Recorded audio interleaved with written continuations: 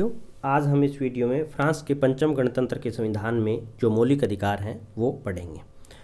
उनके जो मौलिक अधिकार हैं उनकी सूची कहाँ दी हुई है और वो किस प्रकार से बाद में 2005 में एनवायरनमेंट चार्टर को अपनाते हैं वो देखते हैं। उनके जो मौलिक अधिकार की विरासत है वो क्योंकि फ्रांस की क्रांति हुई जिसे हम सब जानते हैं 1789, उससे पहले अमेरिकन रिवॉल्यूशन होती है। तो अमेरिकन रिवॉल्यूशन का भी प्रभाव है क्योंकि बहुत से नेताओं ने वहाँ अमेरिका की क्रांति में भाग लिया था। अमेरिकन क्रांति की जो स्वतंत्रता की घोषणा है 4 जुलाई 1776 ईस्वी की, उसमें जो मुख्य बातें पहली बार इतने बड़े स्तर पर कही गई उनमें थी कि सभी मनुष्य समान हैं, यानी ऑल पीपल आर इक्वल, कोई भी जाति धर्म लिंग का भेदभाव नहीं होना चाहिए। ईश्वर प्रदत्त और नहीं छीनने वाले अधिकारों की घोषणा हुई, यानी अधिकार हैं वो ईश्वर प्रदत्त हैं और वह छीने नहीं जा सकते। जीवन, स्वतंत्रता और सुख के लिए प्रयत्न, ये 3 अधिकार एक तरीके से मुख्य प्राकृतिक अधिकार माने गए।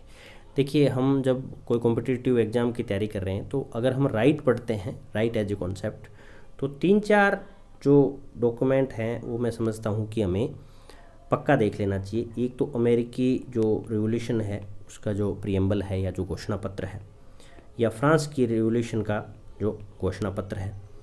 तीसरा जैसे इसमें उल्लेख है वर्जीनिया की, लेकिन ये इतना ज़्यादा महत्वपूर्ण नहीं है। लेकिन इसके अलावा जो यूएन की जो universal declaration of human right है उसे इन डॉक्यूमेंट्स को हमें ओरिजिनल देखना चाहिए बजाय इनके एनालिसिस के, क्योंकि कुछ महत्वपूर्ण फ्रेजेज हैं या कुछ महत्वपूर्ण आर्टिकल्स की लिस्ट हैं या उनका प्रकार है, वो उन पर सीधे क्वेश्चंस पूछे जा सकते हैं। जैसे जीवन, स्वतंत्रता और सुख के लिए प्रयत्न, ये 3 अधिकार माने गए थे अमेरिकी रिवॉल्यूशन की घोषणा में। इसमें निहित सिद्धांत यानी सत्ता का स्रोत जनता है। यह सब हम बात कर रहे हैं अमेरिकी क्रांति में अधिकारों की, जिन्होंने इम्पैक्ट डाला फ्रांस के संविधान में मौलिक अधिकारों के विकास पर, और वर्जीनिया के अधिकारों की घोषणा से भी फ्रांस का प्रभावित था। विचारक लोक, रूसो और जो जेफरसन थे उनका प्रभाव फ्रांस की अधिकारों पर है।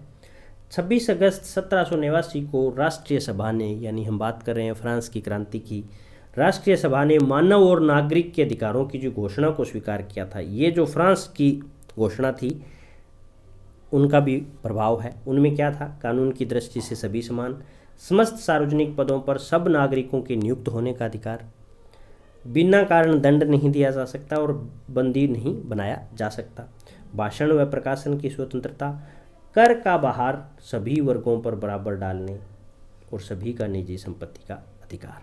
कुछ जो अधिकार उसमें मेंशन किए गए थे। अधिकारों की जो फ्रेंच घोषणा पत्र है उसकी प्रस्तावना में क्या कहा गया है कि विस्मृति एवं घृणा सार्वजनिक दुर्भाग्य और शासनों के भ्रष्ट होने का कारण है। सभी व्यक्ति स्वतंत्र जन्म लेते हैं और स्वतंत्र रहते हैं। सामान्य उपयोगिता पर ही सामाजिक भेद आधारित है, यानी सामाजिक भेद तभी किया जा सकता है जब कॉमन गुड की बात हो। प्रत्येक राजनीतिक संगठन का लक्ष्य व्यक्ति के प्राकृतिक अधिकारों की रक्षा करना है, और ये जो अधिकार हैं वो हैं स्वतंत्रता, संपत्ति, सुरक्षा, दमन एवं अन्याय के विरुद्ध अधिकार। कि जो मुख्य अधिकार अमेरिका की क्रांति में थे वो 3 ये थे, और वहीं फ्रांस की क्रांति में जो 4 प्राकृतिक अधिकार माने वो हैं स्वतंत्रता, संपत्ति, सुरक्षा और अन्याय के विरुद्ध अधिकार।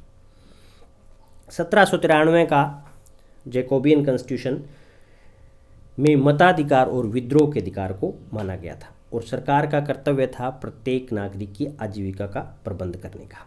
ये हम इसलिए पढ़ रहे हैं कि जो फ्रांस के जो पंचम रिपब्लिक है उस तक आते आते फ्रांस में संविधानों के इतिहास की क्या लिगेसी है और उनको प्रभावित करने वाले या निर्णायक तत्व कौन से थे। चतुर्थ गणतंत्र में प्रस्तावना थी और 17 मौलिक अधिकार थे। ये 17 मौलिक अधिकार जो उनकी क्रांति का जो चार्टर था उसी में थे, उन्हीं को ही चतुर्थ गणतंत्र में लिया गया था और बाद में पंचम में उन्हीं की प्रति प्रतिबद्धता जताई गई। पंचम गणतंत्र में प्रस्तावना है मौलिक अधिकारों को यहीं जगह दी गई है, अलग से कोई अध्याय नहीं है।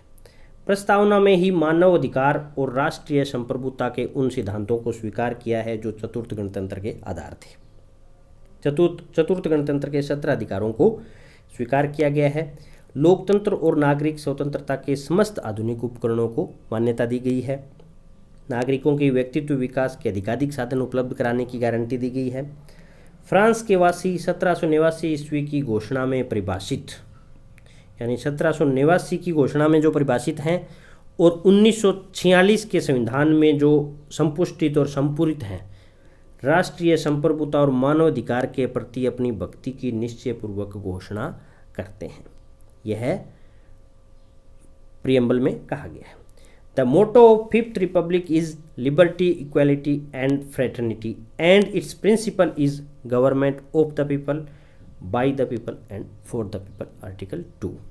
ये इम्पोर्टेंट क्वेश्चन है कि कहाँ कौन से रिपब्लिक में इस सिद्धांत को अपनाया गया है या इस सिद्धांत का स्पष्ट रूप से उल्लेख किया गया है संविधान में।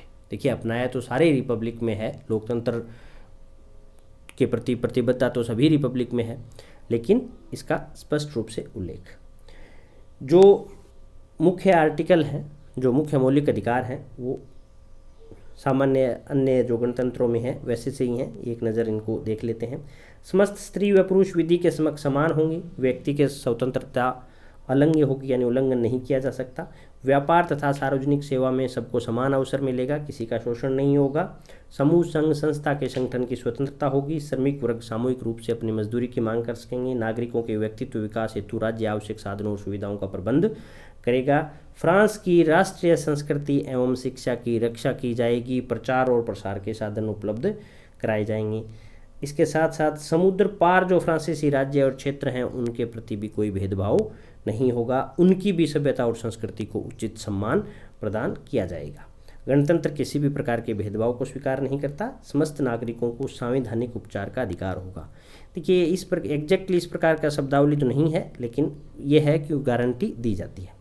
राष्ट्रीय हित को ध्यान में रखते हुए राजनीतिक शरण को मान्यता प्रदान की गई है। देखिए, कुछ एक महत्वपूर्ण है, जैसे एक तो फ्रांस के बाहर रहने वाले लोगों को भी अधिकारों की बात है, यानी कम्युनिटी जो फ्रेंच कॉलोनी थी जिनको मिलाकर के कम्युनिटी कहा जाता है, उनको भी सुरक्षा की बात है और राजनीतिक शरण को भी मान्यता दी गई है। ये जो HR की लिस्ट है, जो ह्यूमन राइट की फंडामेंटल राइट की लिस्ट है, ये लिस्ट में इतना बारीकी से क्वेश्चन कभी नहीं आता कि भी ये है या नहीं है, लेकिन कुछ विलक्षण बात हो, कुछ आधारभूत बात हो जो बाकी गणतंत्रों के लिए महत्वपूर्ण साबित हुई हो। तो हम एक बार प्रियम्बल देख लेते हैं। फ्रांस की प्रियम्बल क्या कहती है। फ्रांस की प्रियम्बल है, ये पूरी है ये इस पेज में। ये कहती है कि the French people solemnly proclaim their attachment to the right of man and principle, किसके प्रति अटैचमेंट है, right of man and principle of national sovereignty. और ये कहाँ डिफाइन है, defined by the declaration of 1789 की जो डिक्लेरेशन है फ्रांस की क्रांति में, और इसे कंफर्म करते हैं 46 का कॉन्स्टिट्यूशन और 2004 का charter. By virtue of these principles and that of the self-determination of people, the republic offered to the overseas territory which have expressed the will to adhere to them new institution foundation on the common ideal of liberty, equality and fraternity and conceived for the purpose of their democratic development।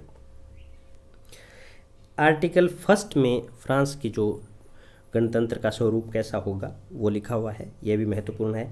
The France shall be invisible, secular, democratic and social republic. Invisible, secular, democratic and social republic. It shall ensure equality of all citizen. It shall be organised on decentralised basis. यानी ये जो कुछ महत्वपूर्ण बातें हैं जो यहाँ मैं अंडरलाइन कर रहा हूँ कि भी इनका उल्लेख वहाँ के संविधान में है। आर्टिकल 2 और 3 में जो लोकतंत्र और गणतंत्र से संबंधित बातें हैं जिनमें अधिकारों का ब्यौरा है, यह हम लास्ट वीडियो में देख चुके हैं। जैसे all French citizen of their sex have reached their majority और इन प्रिजर्वेशन ऑफ सिविल, यानी सभी अधिकार सबको मिलेंगे। मतदान होगा वो हमेशा यूनिवर्सल, इक्वल, सीक्रेट होगा, कोई भेदभाव नहीं होगा। जनता में निवास करेगी। प्रिंसिपल ऑफ रिपब्लिक, जनता की सरकार होगी, जनता के लिए, जनता के द्वारा होगी। रिपब्लिक का जो नारा होगा लिबर्टी, इक्वालिटी, फ्रेटर्निटी होगा। तो ये सब अनुच्छेद यानी प्रियम्बल के अलावा आर्टिकल्स में भी अधिकारों की बात है। आर्टिकल 66 में लिखा है no one shall be arbitrarily detained, the judicial authority guardian of the freedom of the individual shall ensure compliance with this principle in the condition of laid down by statute. Article 66(1) में लिखा है no one shall be sentence to death. ये बाद में add किया हुआ है, इसीलिए ऐसे लिखा हुआ है। और यहाँ ये महत्वपूर्ण है कि कौन से गणतंत्र के संविधान में ये लिखा हुआ है कि सेंटेंस टू डेथ नहीं होगा। देखिए, कुछ बातें जो अक्सर गणतंत्रों में सामान्य जो ऑर्डिनरी लॉज हैं उनके लिए छोड़ दी जाती हैं, वो यहाँ फ्रांस के संविधान में उसका उल्लेख है। इस वजह से फ्रांस का जो संविधान है उसके कुछ प्रावधान एग्ज़ाम के पॉइंट ऑफ व्यू से बहुत महत्वपूर्ण है, क्योंकि उनके संविधान में विलक्षणता है जो अन्य गणतंत्रों में नहीं मिलता, वो यहाँ के गणतंत्र में इसका उल्लेख है। अब हमें कॉन्सेप्ट देखते हैं, concept of constitutional block. Concept of constitutional block क्या है? 1971 से पहले executive, administrative and judicial decision had to comply with the general principle of law. There were no such restriction on legislation, यानी इनको जनरल लॉ है उसके जो सिद्धांत हैं उनके साथ संगत होना था, लेजिस्लेशन पर कोई प्रतिबंध नहीं था। और लेजिस्लेशन पर इस प्रकार के प्रतिबंध को हमेशा ये माना गया कि यह अनइलेक्टेड जो जजेज हैं उनके हाथों में शक्ति देना जैसा होगा। लेकिन 1971 में कॉन्स्टिट्यूशनल काउंसिल जो संविधान परिषद है उसने एक निर्णय दिया, और उस निर्णय में कहा गया कि the preamble of the constitution यानी संविधान की प्रस्तावना and its reference to the principle laid in the Declaration of Right of Man and of Citizen as a reason for rejecting a law that according to the Council violate one of these principles, यानी इनको आधार बनाया गया किसी कानून को खारिज करने के लिए। यद्यपि उस समय इसकी आलोचना हुई थी, लेकिन बाद में इसे एक तरीके से वहाँ की पॉलिटी का भाग स्वीकार कर लिया गया। तो इस निर्णय ने, संविधान परिषद के इस निर्णय ने एक तरीके से संविधान परिषद के दायरे को बढ़ाया और उन कानूनों की संख्या में, उन कानूनों के प्रकार में इजाफा किया जिसे संविधान परिषद में भेजा जा सकता था। और संविधान परिषद ने भी अपने रिव्यू का दायरा इसे विस्तृत किया। उसने संविधान के साथ साथ जिस टेक्स्ट को इसमें इंक्लूड किया गया वो थे the declaration of right of man and the citizen of 1789, the preamble of constitution of 1946, the charter for the environment of 2004। और तब से लेके आज तक possibility of sending law before council has been extended. In practice, the political opposition send all controversial law before it.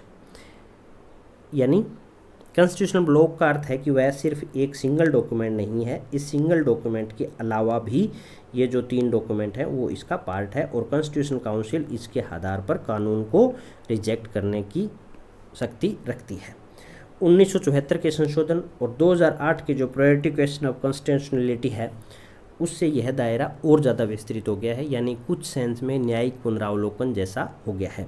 2008 का जो priority question of constitutionality है वो हम आगे पढ़ेंगे।